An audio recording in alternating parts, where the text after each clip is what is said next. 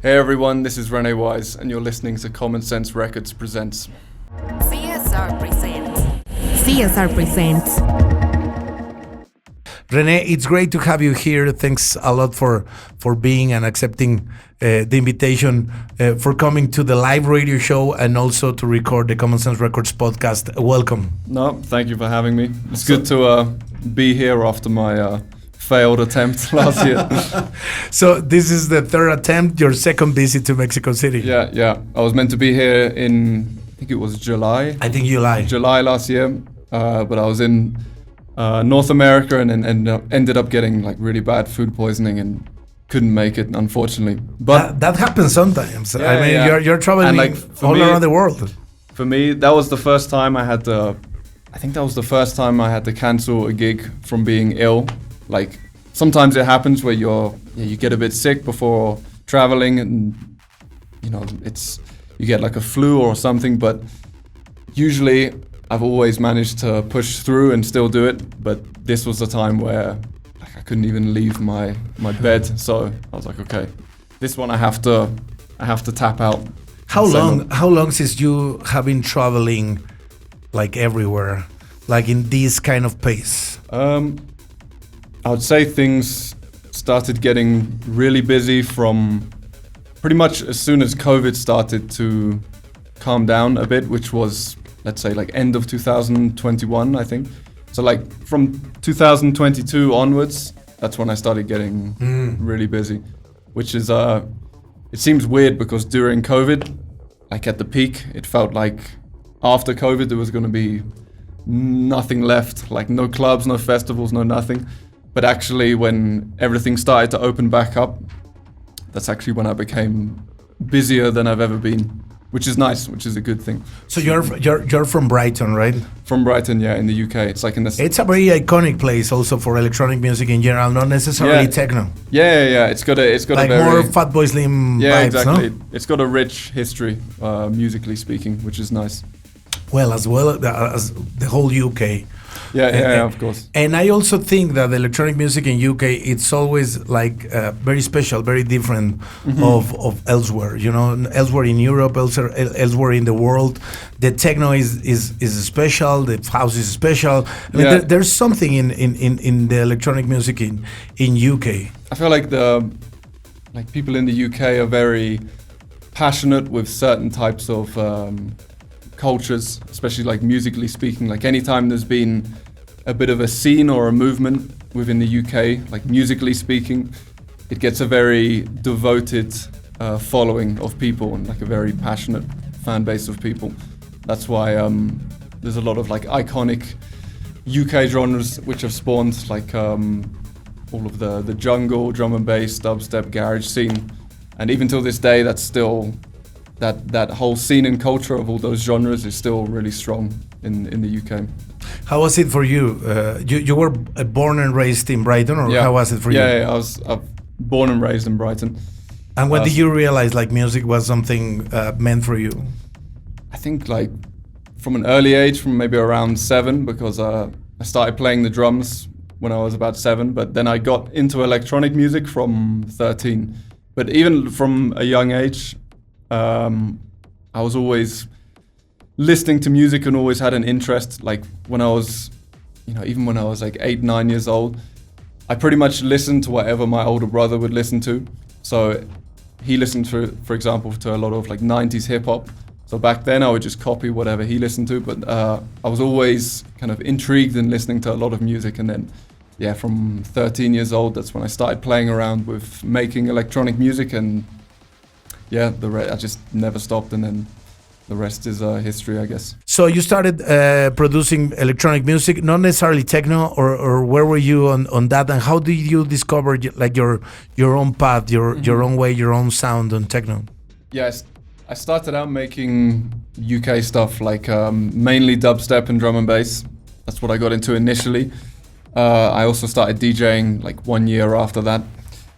The first few years of making music, it wasn't techno, it was more a mix of different electronic stuff. So like more underground UK genres, but then I also was experimenting with many different things, like more electronica, down-tempo stuff. It was just a mixture of everything. But then house and techno, I really started to fall in love with as I got a bit older and as I was able to start actually going out to club nights in the UK. I think that was a big turning point for me.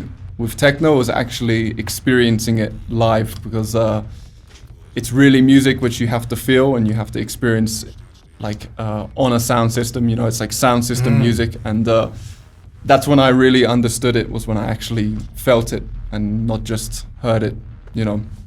So it's when I was a bit older and actually started going out to the club scene in the UK, or at first locally around Brighton, but then I would usually start traveling to London every weekend, because London's only like an hour by train from Brighton, and there was many more events happening in London. There was much more clubs happening, and the techno scene was a lot stronger in London than it was in Brighton. So pretty much every other weekend I would just get the train to London with some friends, like start to discover all these different artists which I still follow to this day, and then get the train back in the morning with like no sleep.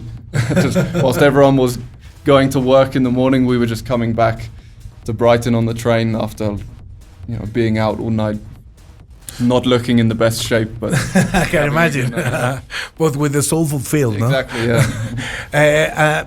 Well, taking that to the studio and also to your way of playing, DJing, it's another step. I mean, it's like you're listening, you're enjoying the night, you're traveling to listen the music that you're discovering, but then to take that to your own language and your own perspective and angle, I think it's a total different thing. Yeah, sure. I imagine you were trying to experiment, try to find a sound. How was that discovered for you?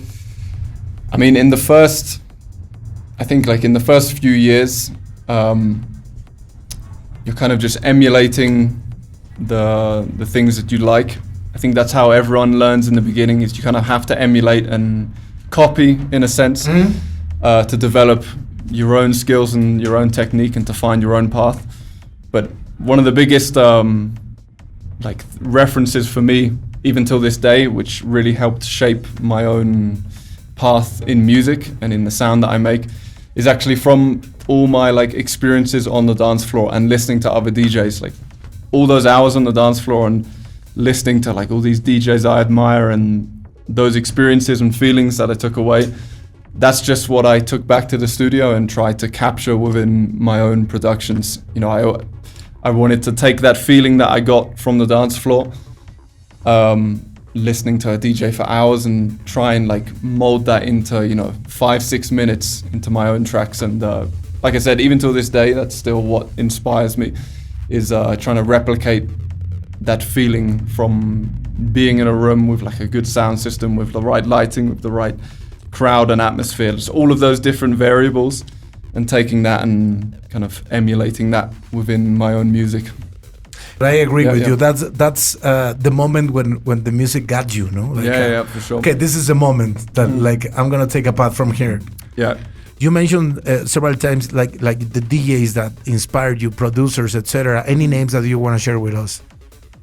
So I'd say some of the first two that come to mind, which really changed everything for me in terms of just giving me a whole new perspective of this music, was Ben Clock and DVS1.